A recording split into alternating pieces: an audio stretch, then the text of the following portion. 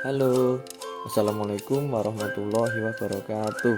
Perkenalkan, nama saya Taufik Hidayat, NIM 2217563962, mahasiswa PPG Prajabatan tahun 2022, Prodi Pendidikan Guru Sekolah Dasar, Universitas Ahmad Dahlan.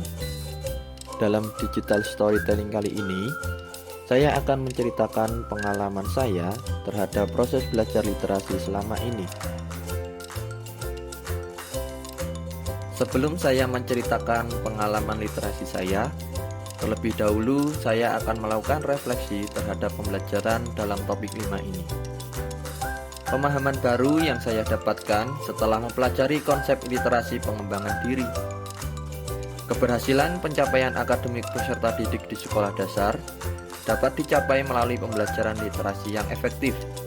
Pembelajaran literasi harus memperhatikan kebutuhan, minat, usia, latar belakang, dan lingkungan belajar peserta didik. Guru yang responsif terhadap kebutuhan peserta didik, penggunaan strategi mengajar yang tepat, serta pemilihan bahan ajar yang sesuai dengan latar belakang peserta didik akan berdampak terhadap pencapaian kompetensi peserta didik.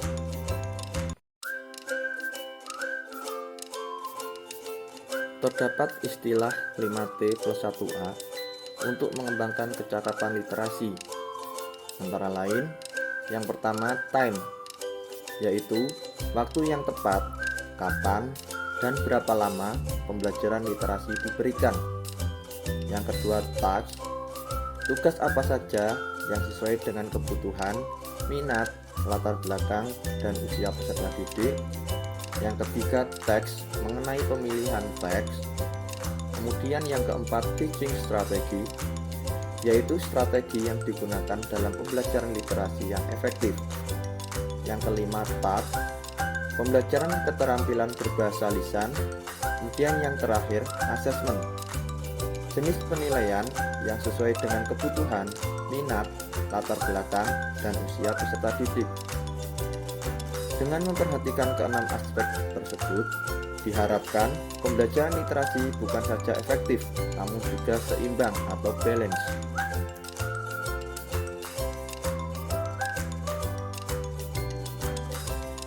Selanjutnya yaitu pengaruh dan manfaat literasi dalam kehidupan saya. Literasi tentu saja berpengaruh dan mempunyai manfaat bagi saya. Dengan kemampuan literasi yang saya miliki dan pelajari, membuat saya lebih bijak lagi dalam menyikapi suatu informasi yang didapatkan.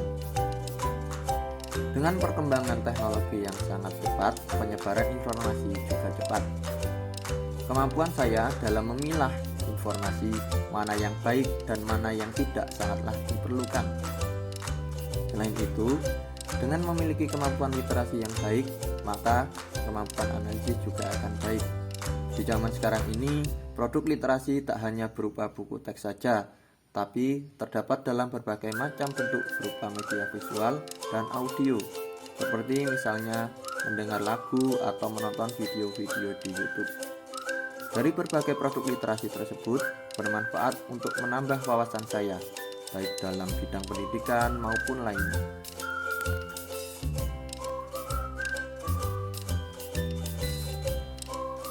Kontribusi saya dalam membudayakan literasi di lingkungan. Sebagai calon guru, tentu saja saya ingin membudayakan literasi di lingkungan, khususnya di sekolah dasar. Budaya tersebut dapat diciptakan dengan pembiasaan literasi. Saya akan membiasakan peserta didik untuk membaca 10 menit sebelum pembelajaran dimulai. Peserta didik dapat memilih bahan bacaan sesuai dengan minat mereka. Selain itu, saya ingin mengembangkan lingkungan saya literat di kelas saya.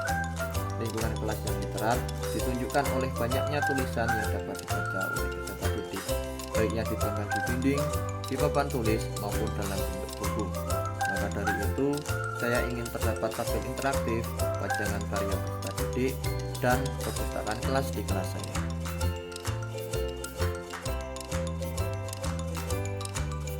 Nah, pada kesempatan kali ini saya akan berbagi pengalaman literasi saya.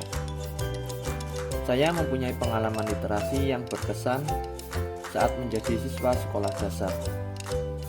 pada saat kelas 3 SD terdapat lomba calistung atau yang biasa kita kenal dengan baca, tulis, dan hitung. Waktu itu terdapat 3 siswa yang ditunjuk oleh sekolah untuk mengikuti lomba tersebut. Masing-masing siswa mendapatkan satu bidang, dan pada saat itu saya mendapatkan bidang menulis. Awalnya saya tidak percaya diri dan takut setelah tahu bahwa harus mewakili sekolah untuk mengikuti lomba tersebut. Akan tetapi, guru saya dengan telaten dan rutin membimbing setiap pulang sekolah. Saya selalu didampingi dengan sabar, dan guru saya menjelaskan materi dengan runtut. Pada saat malam hari, saya manfaatkan waktu untuk terus belajar. Ketika kegiatan lomba dilaksanakan, saya sudah merasa siap dan berhasil menyelesaikan dengan semaksimal mungkin. Sampai pada saat akhir lomba dan pengumuman telah tiba, ternyata saya mendapatkan peringkat 3. Saya senang dan bersyukur sekali. Peringkat 3 bukan peringkat terbaik, akan tetapi saya bangga dan tidak menyangka bisa mendapatkannya. Saya terkesan dengan guru saya yang sabar membimbing tanpa lelah.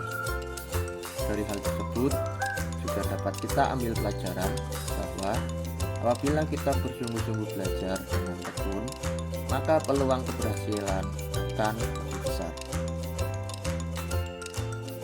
Harapan jika suatu saat nanti saya berkontribusi di dunia pembudayaan literasi. Saya berharap dapat memfasilitasi kegiatan literasi bagi anak. Saya ingin anak-anak tidak hanya mendapatkan kegiatan literasi dari HP saja. Banyak kegiatan yang bisa dilakukan untuk menumbuhkan kemampuan literasi anak. Pada saat ini, banyak anak yang sudah tidak lagi suka membaca buku.